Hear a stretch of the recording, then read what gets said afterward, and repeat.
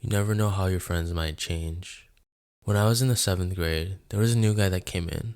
We'll call him A. We were very good friends as he was basically with everyone, and he was extremely charismatic. He had amazing drawing skills with a very particular cartoony weird art style. He wasn't edgy per se, but he was one of those fuck God, fuck religion kind of people.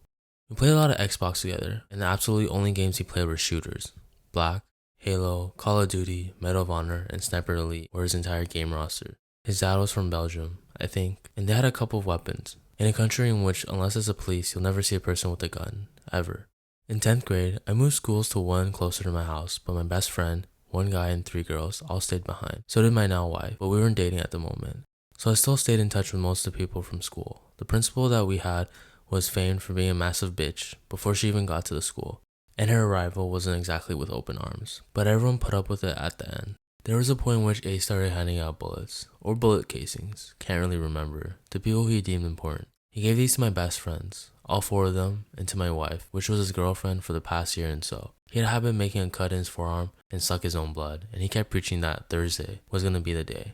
This kept happening for like a week until said Thursday, when he went to the principal's office, talked with her for about 5 minutes, and shot her in the head. He then ran to a field nearby, where he had his backpack and where he was allegedly planning on shooting himself, but he wasn't able to do it.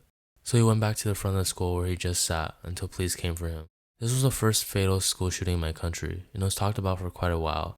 The principal died a week and a half later, and he was sentenced to 10 years. It freaked me out when my mother mentioned that I was lucky I was not in the school anymore, since it was discussed that he held resentment towards me because I started dating his ex-girlfriend, now my wife. I never knew if this was true or not, but it makes me think, this guy calls and speaks frequently with my wife now. I think she went to see him a couple weeks ago, along with some school friends. I almost decided to be a school shooter. I'm using my throwaway account I made. Don't go through the other things I've posted, but here's a story from the other point of view that is rarely told. High school for me was extremely bad. It would have been fine if it was just slight name calling, or just being pushed around every so often, but it was a whole lot worse than that. Here's a little bit of a background for me in the school. I lived in an extremely popular tourist area with 1,000,000+ tourists each year with a local population less than 10K. My high school was considered outside of the city limits and was considered a country school. The reason for this is because local business owners, who don't even live in the same state, pushed back city limits to avoid the city taxes. Because it was considered a county high school, it lacked funding, still does, with too many students. Even just this last year, in 2013, they still have to carry around books, not computers, for all their classes. About 80% of the students came to my school from other schools because they were either kicked out or they refused to take them back, and a lot of them were convicted felons. This resulted in terrible students with teachers who were not paid enough to care and oftentimes did things they were not really supposed to do. My sophomore year of high school was the worst. I got beaten up every day. People stole my things and I was pushed around by everybody.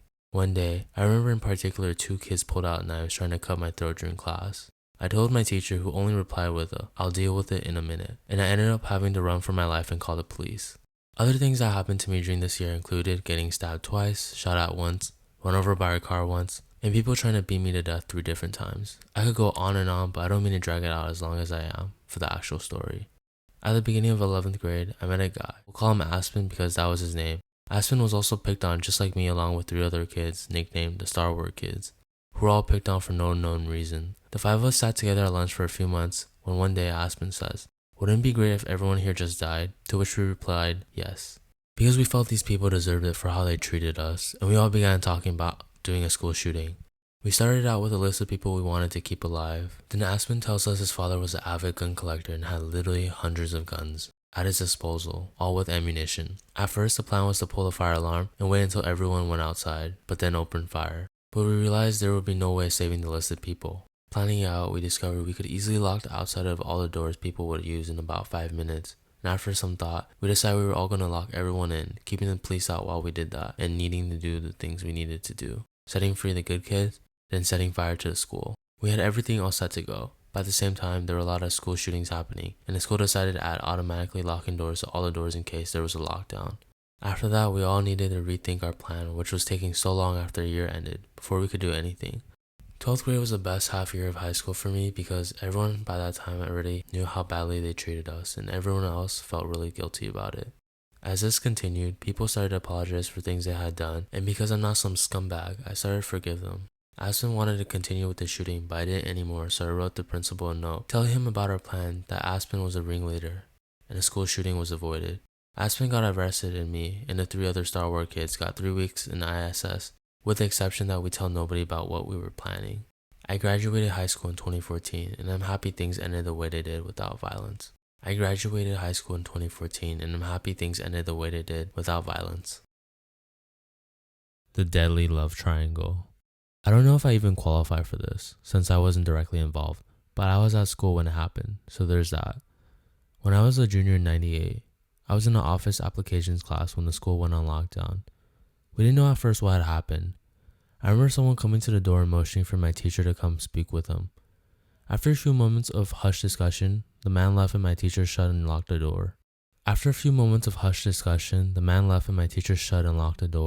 She went to the front of the class and in a very sober voice, she explained to us that we were going to be staying in class until the end of the day, and maybe longer, if the police wanted us to stay put.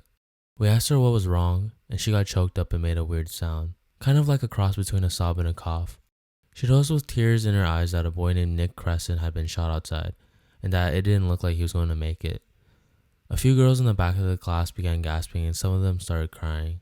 One of their friends was a girl named Tanya, who was Nick's girlfriend at the time. They all knew each other. Apparently, Nick had a falling out with this other boy, Jacob Davis, over Tanya's affections. Jacob had gotten angry that she was seeing this other guy after dumping him, so he confronted him about it in the parking lot. He shot him with his rifle and Nick died at the hospital. 3 lives were ruined that day. Nick's, which was lost forever. Tanya's, she was never the same after that. And Jacob's, he's serving life in prison now. Not to mention the family of all 3 of them. All of that over a girl. Even when I was a know-nothing kid of a girl in high school, I knew that no boyfriend or girlfriend was worth committing murder for. But I had never walked in anyone else's shoes, so I don't know what's going on in the mind of someone that angry. I just wish it hadn't happened. It was right after Columbine, and it put our sleepy town school on the map and in the public eye. It's selfish and strange of me, but I'm glad that I didn't personally know any of the people involved. It was easier to deal with it by distancing myself from it.